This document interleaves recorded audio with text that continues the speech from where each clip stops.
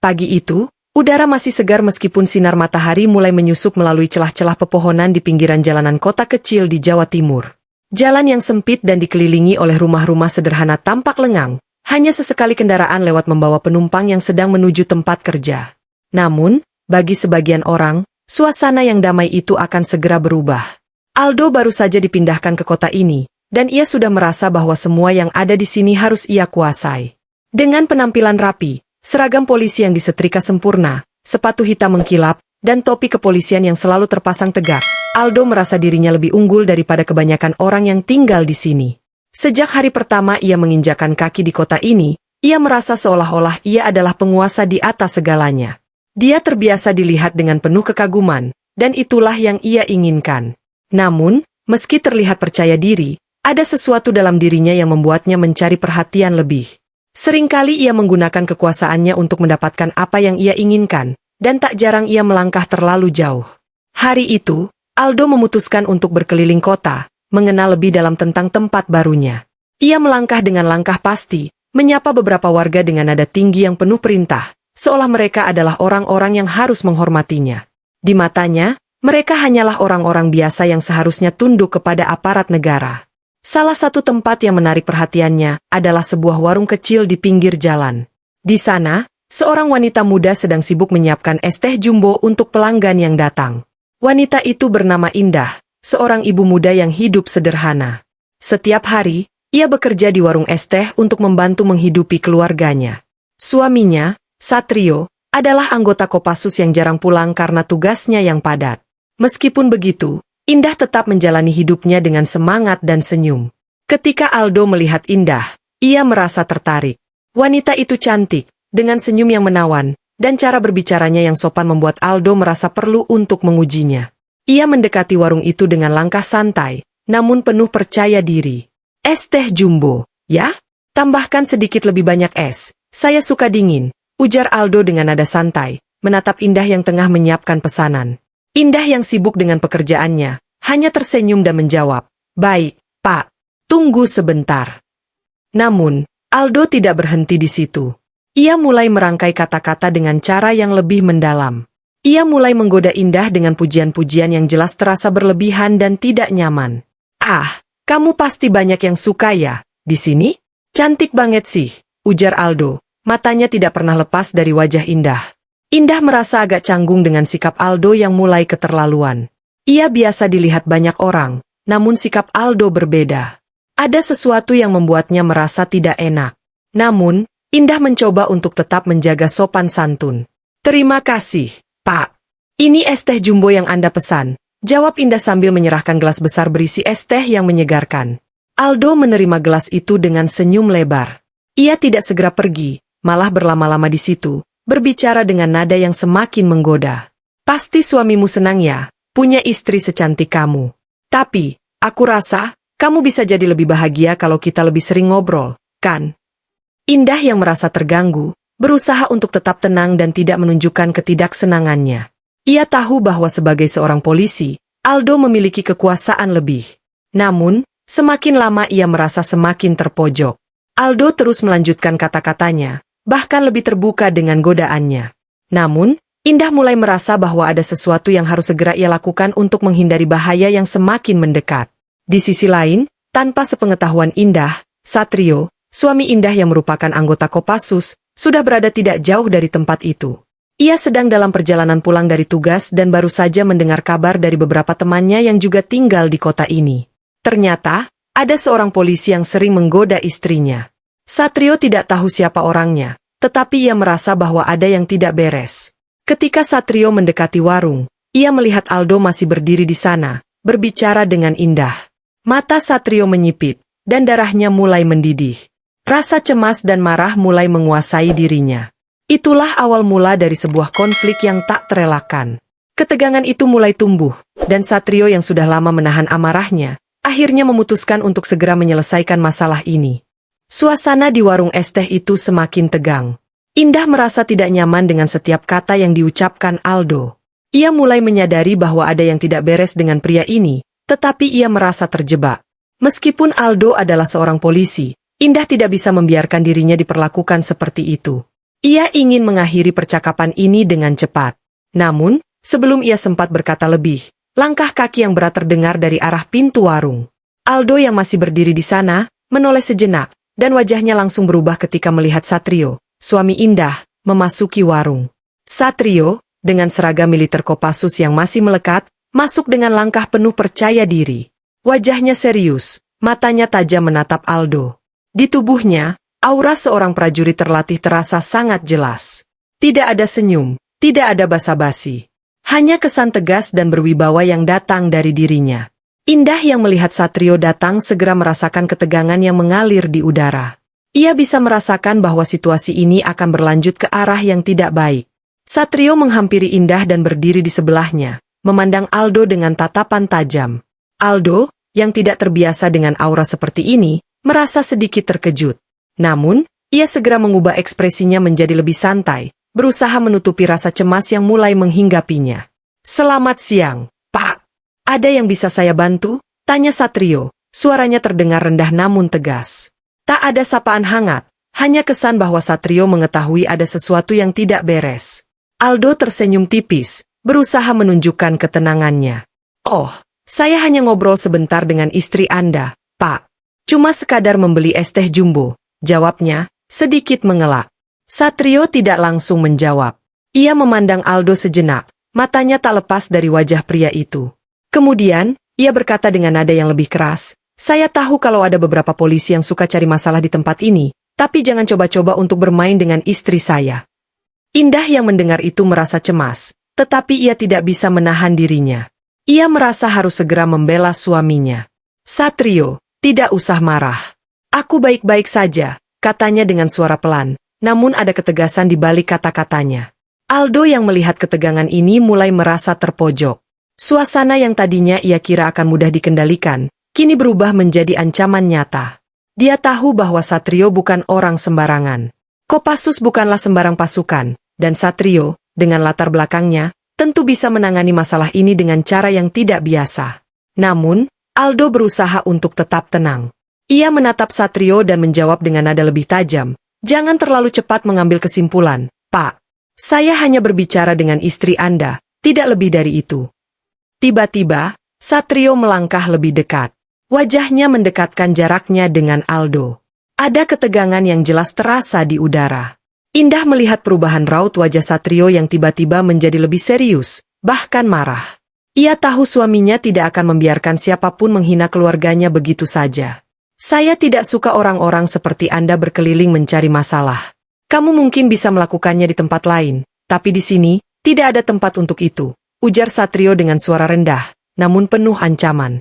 Aldo yang merasa dirinya terpojok mencoba melangkah mundur sedikit, namun tanpa disadari, dia menabrak meja tempat es teh yang sedang disiapkan. Beberapa tetes air teh tumpah dan mengenai seragamnya. Reaksi tubuhnya spontan, dan itu membuatnya semakin tidak nyaman. Namun, Aldo, dengan cepat, kembali mengambil kendali. "Jangan coba mengintimidasi saya, Pak. Saya seorang polisi," ujarnya, sedikit lebih keras. Ia mulai mengangkat sedikit dagunya, mencoba menunjukkan dominasi. Satrio tidak langsung menjawab, tetapi matanya tidak lepas dari wajah Aldo. Ada kesunyian sejenak, seperti ada sebuah perang batin yang sedang berlangsung antara keduanya. Namun, satu hal yang jelas bagi Satrio, ia tidak akan membiarkan siapapun mengancam kehormatan keluarganya, apalagi seorang polisi yang arogan. Dengan tatapan tajam, Satrio menambah tekanan pada Aldo. "Kamu ingat satu hal, Aldo," katanya dengan pelan namun menekankan setiap kata, "tempat ini bukan untuk orang seperti kamu." Indah yang melihat ketegangan ini mulai merasa takut. Ia tahu suaminya bukan orang yang mudah diprovokasi, tapi situasi ini sudah semakin berbahaya. Ia berusaha menenangkan keadaan. "Satrio, kita tidak perlu melanjutkan ini," kata Indah dengan suara lembut, mencoba meredakan suasana yang semakin memanas. Namun, Aldo tidak siap untuk mundur. Rasa gengsi dan egonya yang besar membuatnya tidak bisa menerima begitu saja adanya tantangan terhadap dirinya. "Jangan terlalu banyak bicara, Pak. Kamu kira, kamu siapa?" Aldo mulai melangkah maju, mendekati Satrio dengan nada yang penuh tantangan. Satrio menyadari bahwa ini adalah titik di mana semuanya bisa berubah menjadi lebih buruk. Tanpa kata-kata lebih lanjut, ia melangkah ke arah Aldo dengan kecepatan luar biasa, siap untuk menghadapi polisi arogan itu. Di saat itulah, suasana berubah menjadi tegang. Seolah seluruh kota berhenti sejenak, menunggu apa yang akan terjadi selanjutnya. Pikiran Satrio bekerja dengan cepat. Ia tahu bahwa jika ia kehilangan kendali sekarang, semuanya bisa berakhir buruk, untuk dirinya, untuk Indah, dan bahkan untuk Aldo. Meskipun Satrio adalah prajurit terlatih, ia masih harus menjaga jarak dan tak memicu kerusuhan di depan umum. Namun, perasaan marahnya yang sudah terkendali mulai meledak. Aldo yang merasa diancam, mulai bergerak lebih cepat. Ia ingin menunjukkan siapa yang berkuasa di sini. Langkahnya yang awalnya ragu, kini berubah menjadi penuh keyakinan. Dengan tangan terkepal, ia menantang Satrio, siap melawan apapun yang datang.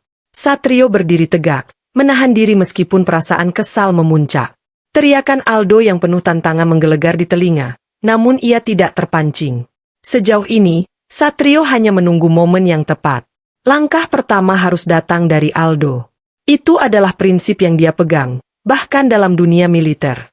Namun, sebelum ada yang bergerak lebih jauh, sebuah suara lembut namun tegas memecah ketegangan itu. "Sudah cukup, Aldo!" Suara Indah terdengar memerintah. Ia berdiri di antara mereka, menghadang mereka dengan tangan terangkat, mencoba meredakan suasana yang semakin memanas. "Indah, jangan coba-coba melindungi pria ini," Aldo menjawab dengan nada tinggi. Wajahnya semakin memerah, kesal karena dihentikan begitu saja. Ia merasa kehilangan muka di depan Indah. "Pak Aldo, saya sudah cukup. Anda sudah cukup mengganggu. Tidak ada alasan untuk melanjutkan ini," ujar Indah, kali ini dengan suara yang lebih tegas, meskipun hatinya berdebar-debar. Ia tahu betul bagaimana pria ini bisa berubah menjadi semakin berbahaya. Satrio memandang Indah, dan kemudian mengalihkan pandangannya ke Aldo. Ada secercah kesabaran yang tersisa dalam dirinya. Tapi itu tidak berlangsung lama. Ia tahu, Aldo adalah tipe orang yang tidak akan mundur begitu saja. Aldo tidak bisa menerima penghinaan ini. Dia mulai bergerak menuju Satrio, siap untuk menghadapi apapun yang ada. "Jangan kira saya akan mundur hanya karena kamu seorang prajurit Kopassus. Saya juga punya kekuasaan di sini." Aldo berteriak, tangannya sudah terkepal, siap untuk bertindak. Namun, Indah yang sudah terlalu cemas akan keselamatan suaminya, melangkah maju lebih dulu, menarik tangan Aldo dengan penuh kekuatan. "Pak Aldo, tolong! Jangan buat masalah lebih besar lagi," teriaknya, matanya berkaca-kaca. Aldo terhenti sesaat, dan tatapan tajam Satrio seolah membekukan langkahnya. Ia menyadari bahwa Indah berusaha menahannya. Ada sesaat keraguan dalam diri Aldo.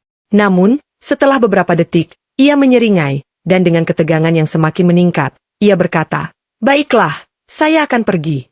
Tapi ingat, ini belum berakhir, Satrio."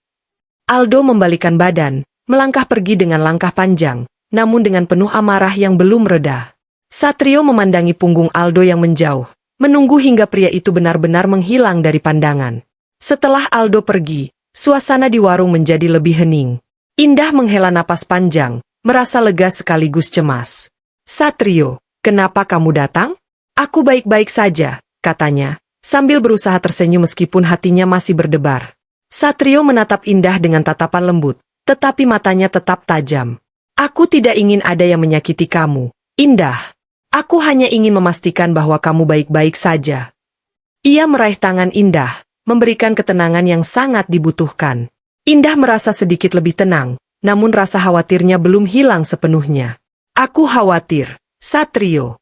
"Aldo tidak akan berhenti begitu saja," ujar Indah, suara lembut penuh kekhawatiran. Satrio mengangguk, merasakan beban yang sama. "Aku tahu. Itu baru permulaan. Aldo tidak akan tinggal diam setelah dipermalukan seperti itu," jawabnya, suaranya tetap serius. Di luar warung, Aldo sudah berada di dalam mobil dinasnya. Ia memandang cermin spion dengan ekspresi marah yang tertahan. Hatinya mendidih, dan kepalanya penuh dengan pemikiran tentang apa yang baru saja terjadi. Seharusnya dia bisa mengendalikan keadaan, namun sekarang dia merasa tersingkirkan oleh seorang prajurit yang hanya mengandalkan kekuatan fisik. Aldo menggerakkan setir mobilnya dengan keras, berpikir keras. "Kopassus? Hah, itu hanya militer. Tapi aku polisi, aku punya kekuasaan lebih. Mereka tidak tahu siapa aku," gumamnya dalam hati. Perasaan frustrasi mulai memuncak. Ia tahu bahwa konflik ini baru saja dimulai. Dan kali ini, Ia tidak akan kalah. Ia bertekad untuk mengalahkan Satrio dan menunjukkan siapa yang lebih kuat. Keputusan Aldo untuk tidak menyerah begitu saja segera mengarah pada langkah-langkah berbahaya. Ketika dia kembali ke kantor, amarah yang membakar dirinya bertransformasi menjadi perhitungan yang dingin dan terencana. Ia tahu bahwa jika ia terus-terusan dipermalukan oleh seorang prajurit Kopassus, reputasinya sebagai polisi yang berkuasa akan runtuh. Tidak ada ruang bagi kekalahan di dunia ini. Aldo menghubungi beberapa rekannya yang berada di unit terkait, memberi mereka perintah untuk mencari tahu lebih banyak tentang Satrio. Ia ingin mengetahui segala sesuatu tentang pria itu, asal-usul, latar belakang militer, bahkan keluarga dan hubungan sosialnya. Aldo tahu, jika dia ingin menyerang, ia harus mempersiapkan serangan yang lebih pintar dan lebih kejam. Sementara itu, di rumah mereka, Satrio dan Indah sedang menghadapi ketegangan yang lain. Satrio mencoba menenangkan Indah, tapi dia juga tidak bisa mengabaikan perasaan cemas yang mulai merayap dalam dirinya. Setelah kejadian di warung es teh, Satrio tahu bahwa ia harus lebih berhati-hati. Aldo bukan orang sembarangan, dan kini tampaknya Aldo merasa terpojok dan akan melakukan segala cara untuk membalas dendam. Indah, aku harus pergi. Aku harus memastikan bahwa kita aman, kata Satrio, sambil menyiapkan tas militer dan peralatan lainnya. Ia memandang Indah dengan tatapan serius. Aku tidak akan membiarkan Aldo atau siapapun yang mencoba mengganggu kita. Indah merasakan kekhawatiran yang mendalam. Satrio, hati-hati. Aku tahu Aldo bukan orang baik, tapi ini terlalu berbahaya. Satrio mengangguk, matanya berbinar dengan ketegasan. Aku tahu, Indah.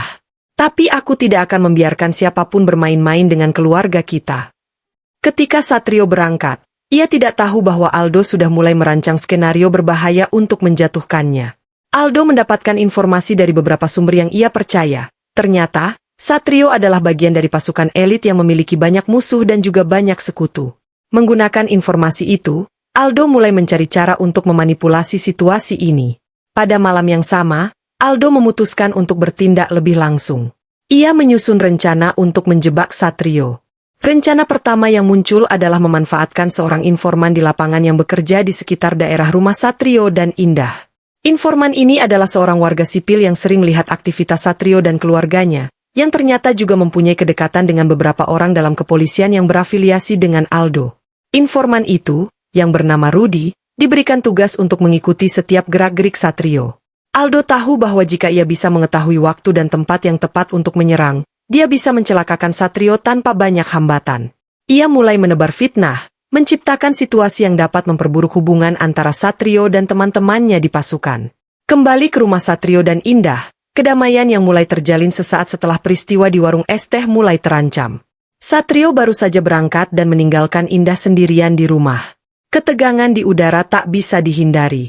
Indah duduk di ruang tamu, mencoba menenangkan diri, tetapi perasaan gelisah yang tiba-tiba muncul tidak bisa ia sembunyikan. Tak lama setelah itu, pintu rumah mereka diketuk keras. Ketika Indah membuka pintu, dia mendapati seorang pria berpakaian sipil yang tampaknya tergesa-gesa. Ibu Indah, maafkan saya mengganggu, tapi ada sesuatu yang harus Anda ketahui, kata pria itu dengan suara berbisik. Saya teman lama Satrio. Ada bahaya besar yang mengintai. Aldo, dia. Sebelum pria itu bisa melanjutkan kalimatnya, suara mobil yang melintas di luar terdengar begitu kencang. Indah merasa ada yang tidak beres. Apa maksudmu? Apa yang terjadi dengan Satrio? Tanyanya dengan cemas. Pria itu terdiam sejenak, matanya melirik ke kiri dan kanan, memastikan tak ada orang yang melihat. Aldo sedang mempersiapkan serangan besar. Dia akan membuat Satrio terpojok. Saya tidak tahu detailnya, tapi Anda harus hati-hati. Pria itu lalu melangkah mundur, berbalik pergi tanpa memberikan kesempatan bagi Indah untuk bertanya lebih lanjut.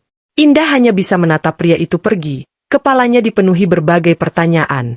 Satu hal yang jelas, bahaya semakin dekat. Dia segera mengambil ponselnya dan mencoba menghubungi Satrio, namun ponsel itu hanya berbunyi kosong. Tidak ada jawaban.